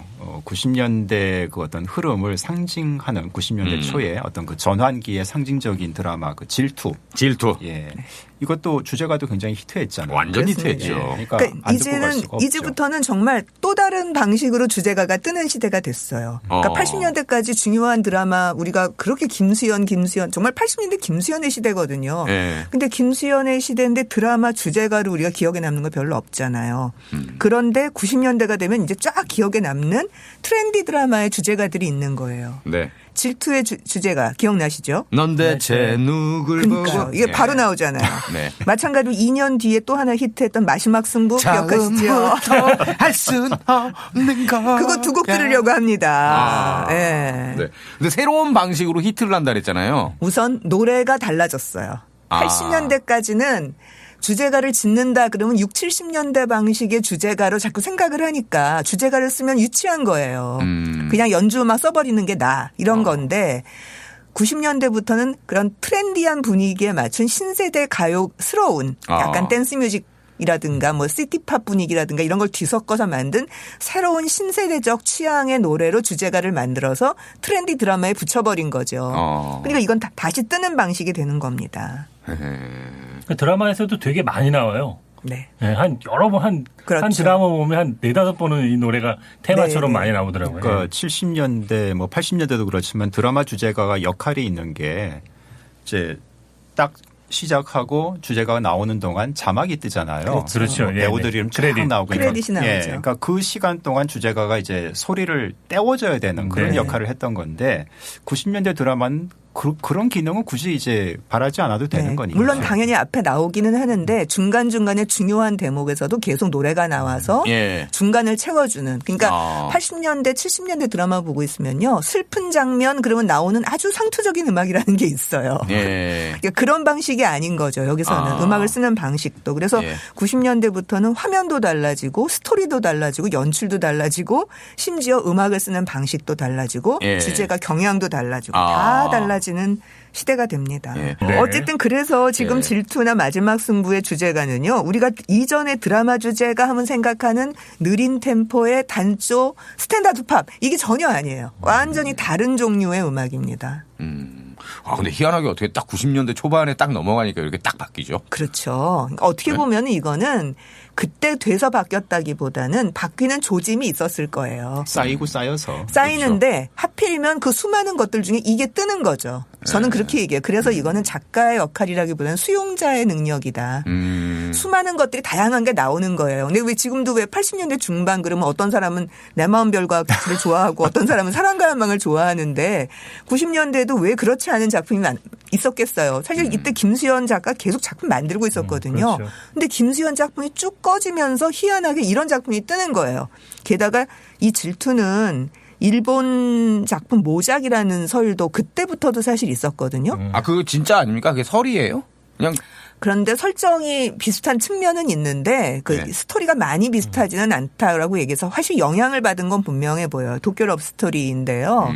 그래서 그런데도 불구하고 이게 그냥 그 시절에는 그게 좋아 보이는 거예요. 많은 사람이. 그러니까 그게 히트를 하니까 그다음 작품의 기획을 다 그런 방식으로 하게 돼서 트렌드를 이루게 되는 거죠.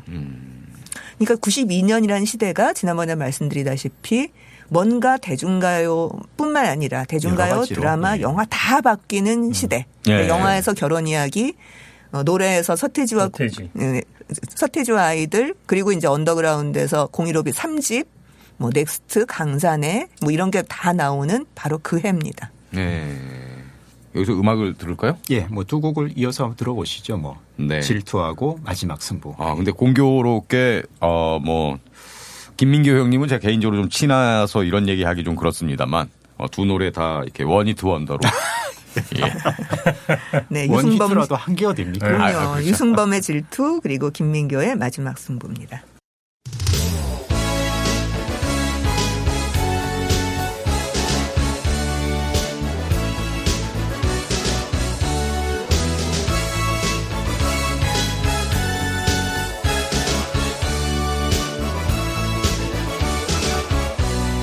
도대체 누굴 보고 있는 거야 내가 지금 여기 눈앞에 서 있는데 날 너무 기다려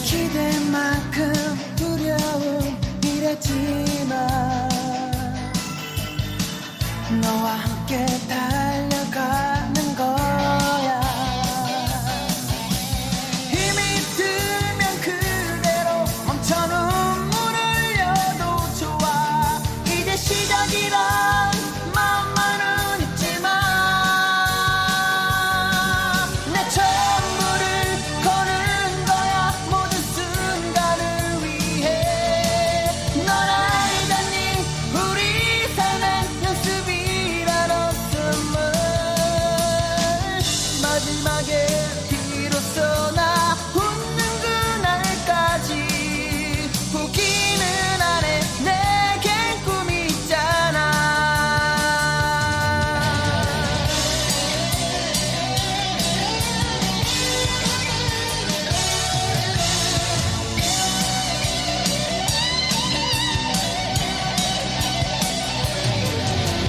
처음부터 내 것은 없는 거야 살아가며 없고 또 잃는 거 하고 싶은 일들과 해야 할 일 방황했던 날도 많았었지 힘이 들면 그대로 멈춰 눈물을 흘려도 좋아 이제 시작이란 마음만은 있지만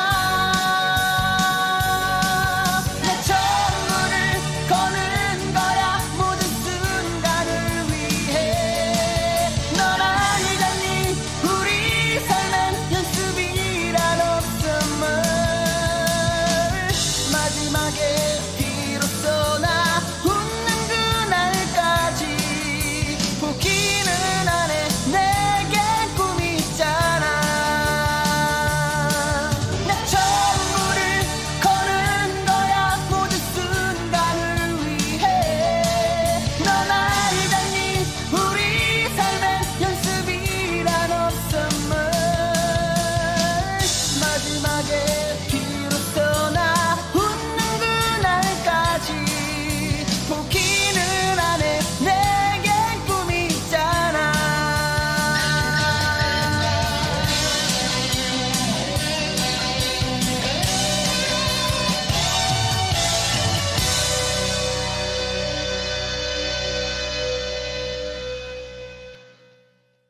네, 마지막 승부.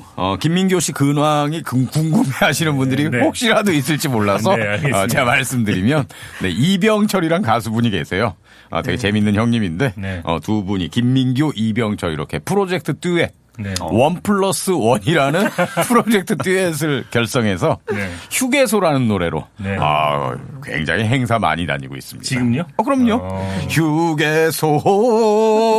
그러니까 연인에게 나는 당신의 휴게소 같은 존재다. 네. 이런 걸 어필하는 노래죠. 네, 알겠습니다. 네, 근황 좀 혹시라도 궁금해하시는 분이 네. 있을까봐 있죠.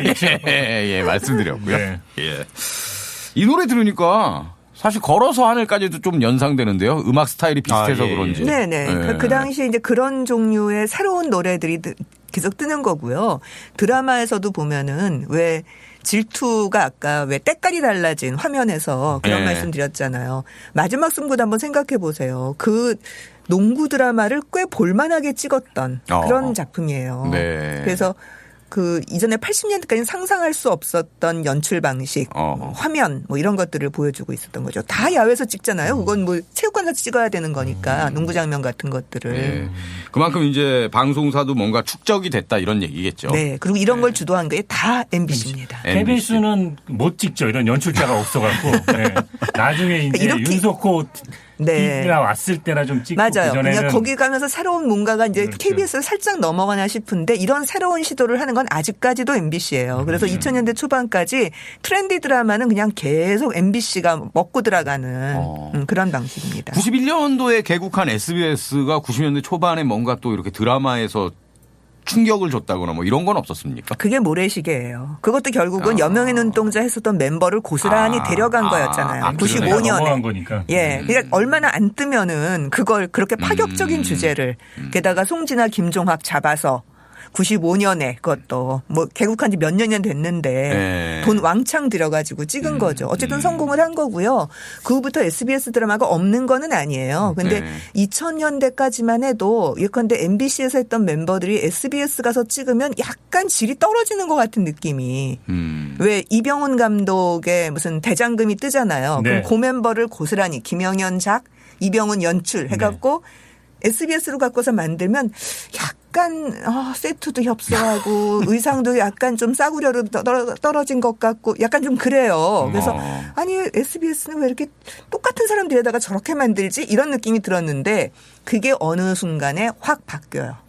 SBS가 지금은 완전히 올라섰죠. MBC를 누르고서. 근데 그게 그때가 정권 바뀌고 MBC가 엄청나게 탄압을 받으면서 힘을 쓸 수가 없었던 한 시절이 있었어요. 네. 그러니까 그 인기 있는 PD들이 다 이렇게 쫓겨나가 가지고서 어디서 무슨 샌드위치 만드는 강습받고 막 이러고 있었던 청소하고 이러던 시절이 있거든요. 그걸 계기로 MBC가 완전히 몰락을 하고 SBS가 드라마에서도 확 딛고 올라가는 2010년대 한 중반 정도에 MB 때. 예. 그렇게 돼버립니다. 그러니까 방송사 무너지는 거 한순간이에요. 근데 뭐 이번에는 MBC가 뭐 까딱 없을 것 같습니다. 왜냐하면 먼저 무너질 게 있거든요. 네. 고사를 지내고 계십니다. 다음 작품으로 가볼까요? 예, 뭐 얘기가 좀 뒤로 쑥 빠졌는데 다시 돌아가서 네. 91년도, 92년도 두 해 걸쳐서 방송이 됐던 정말 화제작이죠. 근데 사실 저는 이 드라마를 이때 한창 술 먹고 돌아다닐 때라서 뜨문뜨문 기억이 나요. 안 본 건 아닌데. 대학교 1학년. 예. 네, 무슨 드라마냐면 여명의 바로 여명의 눈동자. 눈동자입니다. 예. 91년 10월부터 시작해서 92년 2월까지 가고 있는 드라마였던 근데 사실 거죠. 이 여명의 눈동자도 주제가 그러니까 노랫말이 있는 가가 있지는 않았거든요. 그렇죠. 예, 그렇지만 음악이 굉장히 인상적이었던 건 또 사실입니다. 연주곡들이. 예. 그래서 그걸 또 이제 들어보려는 거죠. 예. 근데 이제 이거는 음악을 쓰는 데서 굉장히 중요한데 우리가 연주곡의 시대가 왔다, 주제 음악의 시대가 왔다는 얘기는 벌써 80년대 했었잖아요. 전원일기도 들었고 뭐 그랬으니까요. 근데 여기서부터 중요한 건 뭐냐면요. 영화 음악도 아니고 드라마 음악인데 OST 음반을 내서 음반이 꽤 팔렸다는 거예요. 그러니까 그만큼 음악이 인상적이었던 거고요. 인상적인 건 그냥 음악을 잘 만들었다를 넘어서서 이건 뭐 드라마 전체를 다 잘 만들었으니까 극작도 좋고 연출도 잘했고 뭐 이런 거니까. 근데 그것만을 넘어서서 음악을 쓰는 방식이 좀 달라요. 무슨 얘기냐면 유도동기라고 혹시 들어보셨어요? 와그너의 네. 오페라에서 쓰고 있었던 그러니까 뭐 리드 모티브라고 얘기하기도 하는데요. 누구의 테마 이런 식으로 만드는 거예요. 그러니까 어떤 테마가 나오면은 그 사람이 나오거나 어떤 인물이 나오면 꼭 그 음악이 나오거나 이렇게 만드는 방식인 거죠. 이제는 그게 아주 보편화됐어요. 드라마에서도. 그런데 이때만 하더라도 전혀 그런 식으로 쓰지 않았거든요. 91년만 해도. 네. 그래서 이 여명의 눈동자는 뭐 여옥의 테마, 대치의 테마 뭐 이런 식으로 나오는 거예요. 그래서 어떤 음악이 나올 때는 그 비스무리한 장면들이 나오는 거죠. 그래서 이게 그런 식으로 음악을 썼던 최초의 드라마고 드라마 OST 음반을 성공시켰던 아주 획기적인 음악이라고 그런 작품이라고 얘기할 수 있습니다. 이분이 누구죠? 이 드라마 음악 했던 분이? 최경식이라는 분이죠. 이분이 나중에 모래시계도 하나요? 아닌가? 아마 그럴 거예요. 모래시계 때도 아마 같이 데려갔을 거예요. 송진아, 김종학, 최경식을. 근데 백학이 거기선 유명해졌었는데 백학은 이제 외국곡을 하나 갖고 온 거죠. 근데 그것도 음악하는 사람이 음악 감독이 그걸 갖고 오는 거니까. 근데 모래시계도 이제 다 그 인물별로 테마가 있고 그것도 다 히트를 했죠. 그렇죠. 그러니까 그 똑같은 방식이에요. 앞으로는 계속 그래요. 이 다음부터 나오는 모든 것들은 다 그런 방식으로 뭐 대장금도 마찬가지고 그러니까 어떤 음악은 어떤 분위기의 장면에서만 쓰고 똑같은. 그래서 한 드라마에 여러 개의 음악이 배치되어 있고 OST가 있고 그거를 장면별로 혹은 분위기별로 음악을 맞춰서 쓰는 방식으로 드라마 음악의 스타일이 바뀌게 됩니다. 그러면 그런 스타일로 만든 최초의 드라마가 우리나라에선 여명의 눈동자다. 그렇습니다. 그래서 한창 그 모래시계 그 음악들 히트할 때 제 대학 선배 하나가 혜린의 테마 나나나나나 이거잖아요. 아시죠? 이거를 듣더니 표절 의혹을 제기했었습니다. 이 노래 뭔지 알겠어요. 뭔지 알겠습니다. 저도. 미안해 똑같다고. 들을수록 너무 똑같은 거예요. 그렇게 생각하면 뭐 표절 아닌 게 없지. 어쨌든 지금 들을 음악은 라브 테마라고 하는 우리가 잘 가장 많이 듣는 여명의 눈동자 테마예요. 그러니까 이거 딱 들으면 다들 그 철조망 키스 장면 같은 거를 다 생각하실 거예요. 그냥 딱 떠오르잖아요. 근데 이 음악만 나오는 게 아니거든요. 그러니까 딴 것도 계속 뭐 여우의 테마도 있고 뭐도 있는데 러브 테마가 나오면 딱 떠오르는 몇 개의 장면이 있는 거죠. 이게 내용 면에서도 좀 획기적이었죠. 그렇죠. 아, 그럼요. 네. 아마 저는 이걸 이제 나중에 책을 쓰느라고 이 60몇 부작을 다시 봤거든요. 네. 미치는 줄 알았어요. 길어가지고. 그거 다시 보느라고. 시간을 죽여가면서 그걸 다 봤는데 예. 다시 보면서 그때 느꼈던 생각이 이거 지금은 못 만들었겠다. 지금이라면 MBC가 못했겠다. 그 앞에서 데모하고 난리 쳐가지고 말하자면은 이때 80년대 말이 되면서 뭐 남부군이나 태백산맥이나 그 금기들이 막 깨지기 시작하잖아요. 예. 레드 컴플렉스 같은 것들을 극복하려고 노력했으니까. 예. 그래서 역사에서 감추어진 그 좌파의 역사 같은 거를 약간은 비판적이지만 어쨌든 이해할 만한 것으로 다루어내는 거죠. 말하자면 최대치가 좌파 쪽으로 넘어가잖아요. 네. 그래서 친일 문제 혹은 뭐 위안부 그다음에 이제 좌파의 역사 뭐 이런 것들을 다 다루어서 나중에 결국 빨치산이 돼서 죽는 거란 네. 말이죠. 그래서 그런 이야기를 게다가 그 제주 4.3까지 갔다 오잖아요.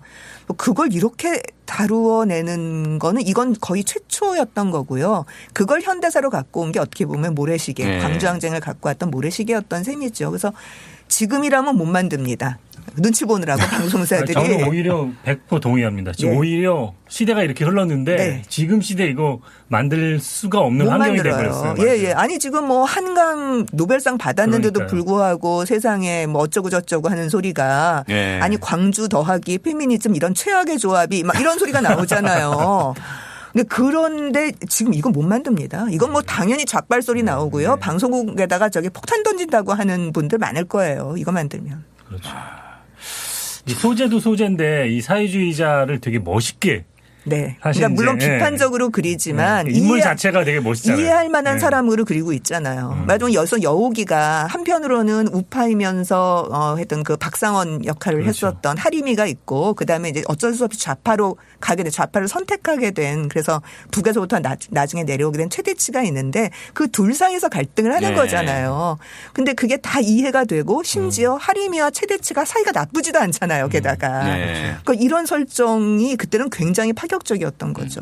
그리고 캐스팅도 좌파인데 이제 최재성 같이 멋진 배우가 나오면 그렇죠. 네. 지금 같으면 아마 그 지금 평양에선 김정일 역할 맡았던 김병기 아저씨 그런 분이 했었어요. 그렇죠. 약간 뭔가 이렇게 거부감스럽게. 그렇죠. 네, 야, 생기게 어쨌거나 민주주의가 나름 발전했다고 하는 우리 사회에서 이렇게 시간이 많이 지났는데 오히려 지금 더 이게 이른바 극우 세력들한테 이렇게 행패할 사람들이 많아서 아마 제작을 못할 거다 이런 말이 나오는 게 참 씁쓸하네요, 진짜. 그러니까 이게 하나의 과정인 것 같아요. 이때는 이게 이제 확 올라오고 나니까 뭔가 이의가 있었던 사람들이 이렇게 죽어 있었던 거죠. 그러다가 어느 순간을 지나면서 점점 뻔뻔해지는 거죠. 다시 논리를 확고하게 만들어서 새롭게 올라온 이제 그런 새로운 우파들이 생겨나니까. 분노의 역류 네. 말하자면. 네. 그렇기도 합니다만 저는 갈수록 더 뻔뻔해지고 최소한 예전에는 좀 내가 부끄럽다라는 어떤 생각은 좀 있었고 염치도 있었는데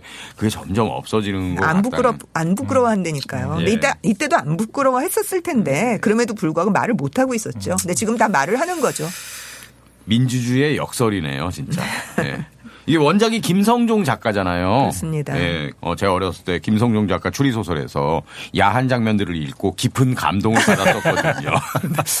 저에게는 이런 이미지로 있는 작가인데, 이분이 이런 어떤 큰 서사를 네. 쓰면서 어떻게 보면 자기의 역사관이 투영돼야 되는 거잖아요. 네. 이런 작품을 또 쓰는 작가인가 그래서 여쭤본 거예요. 네, 근데 그런 작품도 있고요. 이거 말고도 첩보적인 작품도 많아요. 제5열 같은 네, 작품이 그렇죠. 있었고 사실 여명의 눈동자 하기 전에 김종학 연출자가 송진아 작가 아닌 또 다른 그 각색자하고 해서 제5열을 성공시켜요. 어느 네. 정도는. 네. 그래서 그걸 딛고 그다음에 이제 여기까지 오는 거죠. 그래서 김종학 연출자로 보면은 동토의 왕국이 먼저 있고요. 그게 이제 남북 문제나 이념과 정치 얘기를 하면서 스케일을 키워본 작품이에요. 근데 그거는 그야말로 반공적인 작품이니까 허용되는 작품이었잖아요. 네. 당시에. 그러니까 그거로 성공을 한번 실험을 한번 해본 거고 그다음에 제5열 딛고 그리고 여명의 눈동자를 딛고 모래시계까지 가고 있는 거죠. 예.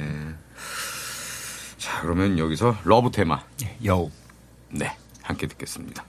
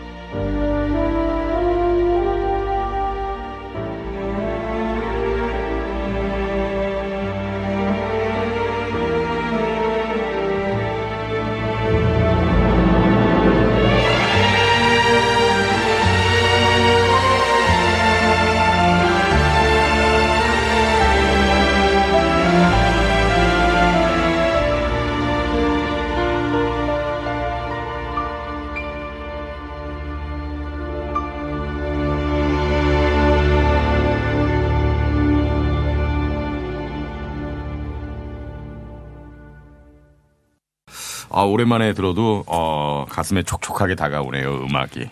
네, 제시라 누나 생각도 나고. 네. 자, 다음 작품으로 넘어가겠습니다. 예, 뭐 비슷한 시기에 나온 드라마이긴 한데 이제 여명의 눈동자하고는 좀 사뭇 분위기가 다른 가족들이 다 보기에 크게 부담이 없는 저도 네. 재미있게 봤던 기억이 있는데요. 그 사랑이 뭐길래. 대바리. 예. 시청률로는 아마 이게 공식적으로 가장 높았던 드라마로 기록이 되고 있죠, 이게. 아마 그럴걸요. 정확하게는 시청률을 재는 방식이 계속 달라지니까 70년대하고 비교를 하고 그러기는 어렵지만 어마어마한 시청률이었어요. 그래서 사실 그 사랑과 야망, 사랑과 진실 여기서부터 제가 말씀을 드렸습니다만 이때부터 김수현이 그런 이야기를 들었죠. 시체도 벌떡 앉힐 만한 작가.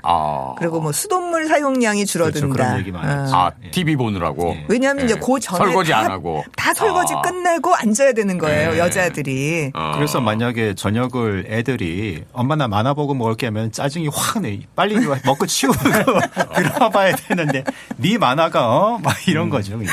그렇죠.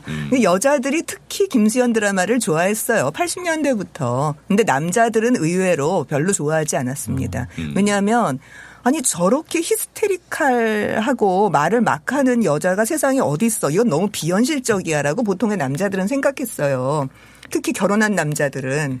그런데 그렇게 얘기하는 남자들의 아내들은 거의 죽고 못 살아서 김수현 드라마를 보는 거예요. 너무나 리얼리티가 있다고. 그러니까 너무 이상한 말 아니에요. 한쪽은 너무 리얼리티가 있다고 하고 한쪽은 너무 리얼리티가 없다고 해요. 그게 왜 그렇겠어요? 한쪽이 참아서 그런 거 아니겠습니까? 예. 그거예요. 그러니까 실제로 김수현 드라마처럼 얘기하는 사람은 없어요. 여자들이 그렇게 얘기하진 않아요.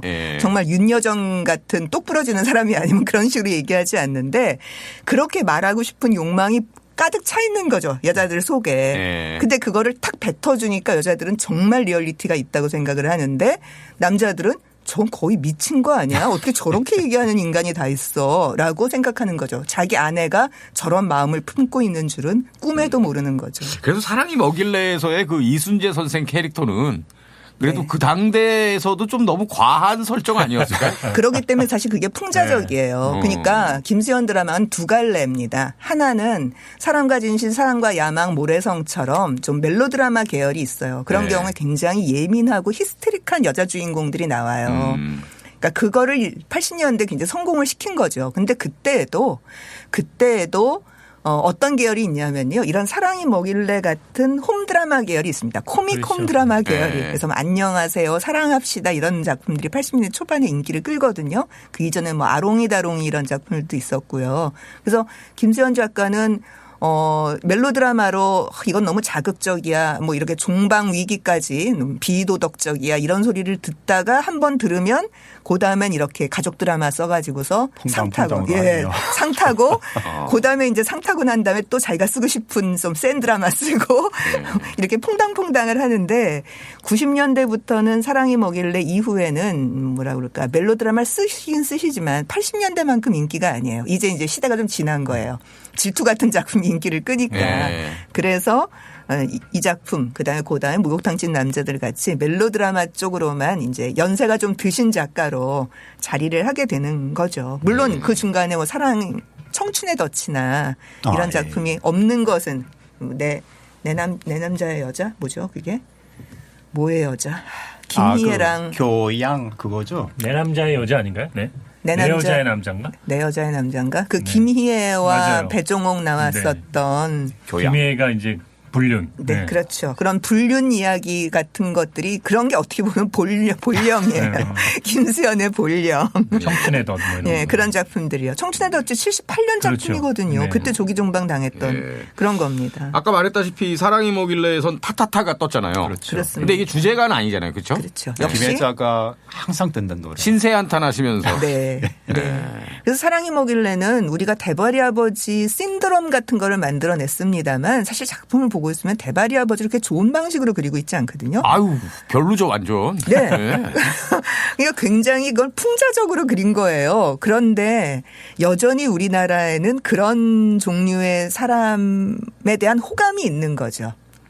여전히. 그래서 그것 때문에 이순재 아저씨가 깐깐하고 원칙주의자고 웅진코웨이 한 거 아니에요? 애국자고 이런 식의 국회의원도 이미지를 했잖아요. 갖게 네. 된 그렇죠. 네. 국회의원도 되는 네. 거고요. 그리고 이게 중국에 가서도 한류를 만들었을 때도 그 대바리 아버지 인기가 대단했대요. 그래서 작가의 의도와는 달리 그 풍자가 오히려 호감 있는 인물형처럼 다가오게 만들었던 거죠.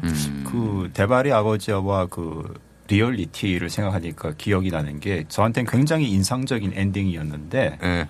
그 마루 밑에 뭘 찾느라고 이렇게 고개를 허리를 딱 숙이는데 뿡 하고 그런 장면이 있었거든요. 네네. 그 뒤에서 김혜자 아줌마가 막 순살에 아이고 막 이러니까 굉장히 리얼했습니다. 맞아요. 맞아요. 그러니까 한옥집이잖아요. 마루 밑에 뭐가 그렇죠. 많이 있어 네. 그 집엔. 예. 자, 그러면 근데 이 김국환 아저씨는 진짜 이 노래 덕에 진짜 살았죠. 김수현 여사가 진짜 은인이네요. 그렇습니다. 예. 타타타 듣겠습니다.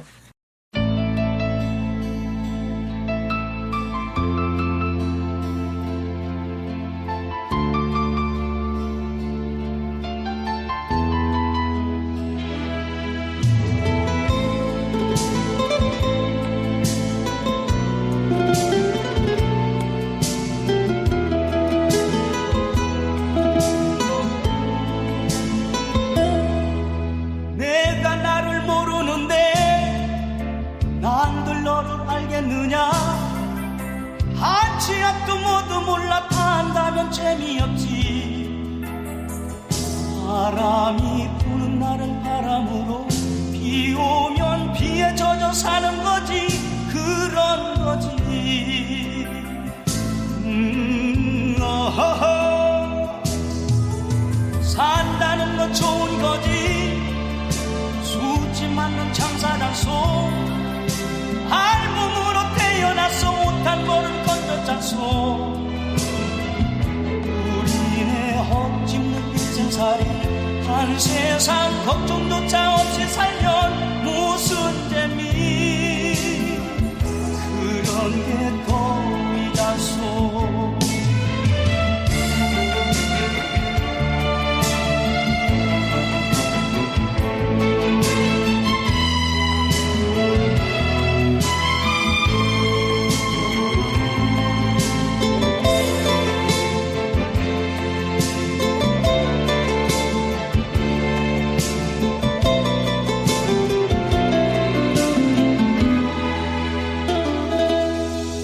내가 나를 모르는데 난들 너를 알겠느냐 한치 앞도 모두 몰라 판다면 재미없지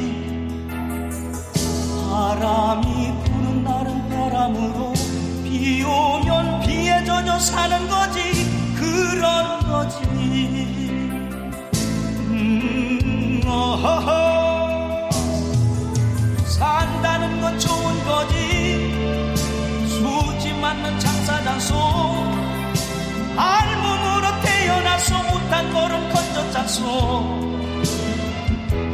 우리네 헛짚는 인생살이 한 세상 걱정조차 없이 살면 무슨 재미 그런 게 덕이다소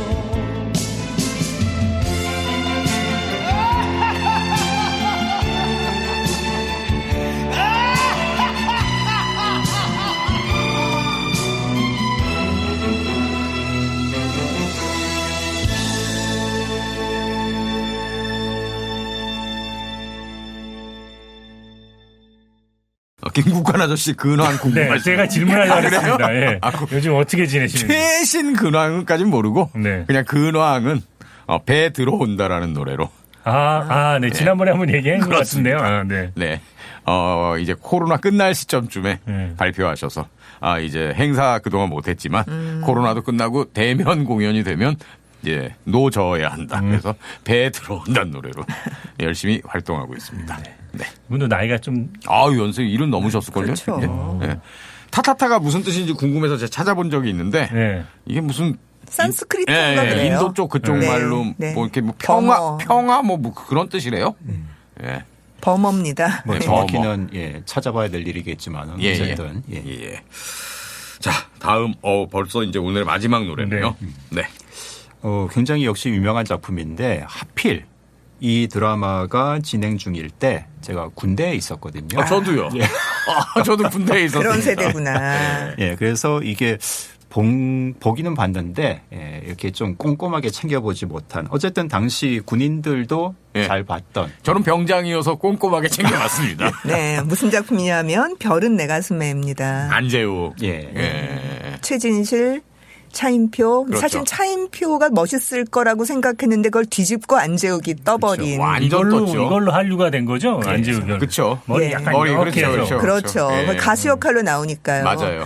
그래서 강림. 그 전에 사랑이 먹일래가 먼저 중국에 팔렸고 그 다음에 이제 별은 내 가슴에가 팔리면서 본격적인 드라마 한류의 시대를 열게 되는 거죠. 그 다음을 이어가는 게 이제 겨울연가, 대장금 겨울연가. 이렇게 가고 있습니다. 예. 그러니까 몇 년 뒤인데 드라마 끝나고 나서도 이거 2000년대 초로 기억을 하는데요. 그때 이제 뭐 북경에 네. 중국에 갔는데 네. 북경 그 공항에 안재욱 사진이 그때 그 별은 이 당시 그 무슨 모델로 이렇게 딱 크게 걸려 있더라고요. 그래서 야, 내가 이 중국까지 와서 이 모습을 보다니 그때 정말 한류라는 걸 실감을 했거든요. 네, 네.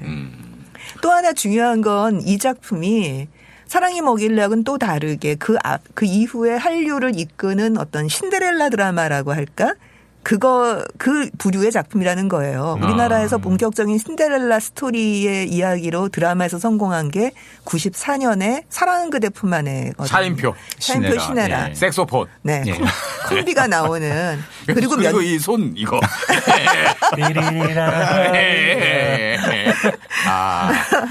그리고 나서 바로 고 작가 연출가가 고스란히 별은 내 가슴에로 온 거예요. 그래서 캐스팅도 그렇게 비슷한 거죠. 예. 차인표 같이 갖다 쓰고. 예. 근데 가끔은 약간 헷갈릴 때도 있어요. 그렇죠. 그래서. 이 작품이 예. 저 작품인지. 왜냐하면 그때가 무슨 다 백화점 점원이 뭐 무슨 뭘로 그렇죠. 성공하는 네. 이야기, 뭐 디자이너로 그렇죠. 밑바닥으로 실장님하고. 들어갔다가 실장님으로 성공하는 이야기. 이게 이제 디자이너 이야기의 시작이거든요. 네. 그래서 이게 97년은 성공하고 나서 98년 이후부터는 정말 많은 신데렐라 드라마가 있어요. 저는 아예 그 부류의 작품을 야망의 콩쥐팥지형 드라마라고 명명을 했는데요. 악녀가 되게 중요해요. 여자들이 야망도 있고 결혼도 성공해야 되고 직업적 야망도 있어요. 그래서 앵커우먼이 되거나 무슨 디자이너로 성공하거나 근데 이제 재주도 있지만 꼭 악녀가 끼어 들어가 갖고 이제 그걸 방해하는 이야기. 그게 몇 년 동안 엄청나게 인기를 끌거든요. 그것을 시초라고 할 수 있습니다. 사랑을 그대 품 안에가. 아니요, 별은 내 가슴. 그러니까 신데렐라 이야기로서는 사랑은 그대뿐만 인데요. 그런 그 야망의 콩쥐팥지형 드라마로서의 약간의 시초를 보이는 건 사실 이 작품이고 토마토 정도를 그렇죠. 가면 이제 확실하게 그렇죠. 야망의 콩쥐팥지형 드라마가 드러나요. 김석훈 잘생겼던 시절. 그렇죠. 저는 지금도 김석훈 씨 잘생겼다고 생각합니다. 아, 지금 잘생겼어요. 아무리 쓰레기 아저씨여도 잘생겼어요. 예. 자, 그러면 오늘의 마지막 곡으로 어떤 노래 들어야 될까요? 바로 그 디지히스 안에 들어있는 노래 네. 강불새가 부르는 상처라는 노래입니다. 거기서 너무나 멋지게 부르는 것으로 되어 있죠. 네. 자, 이 노래 들으면서 오늘 방송 역시 기네요. 네. 예. 마무리하고 그래도 이 정도면 선방한 거 네, 네, 같아요. 엄청 선방한 거죠. 네. 예. 다음 시간에 또 재밌는 이야기 이어가겠습니다. 네, 우리 두 분 선생님들 고생하셨습니다. 예, 수고하셨습니다. 감사합니다. 네, 함께 해주신 여러분 고맙습니다.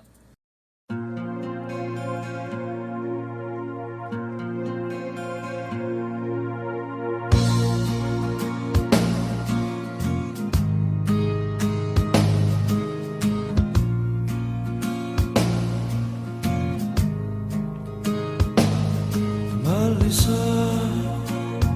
바라만 보았어 소리내어 울 수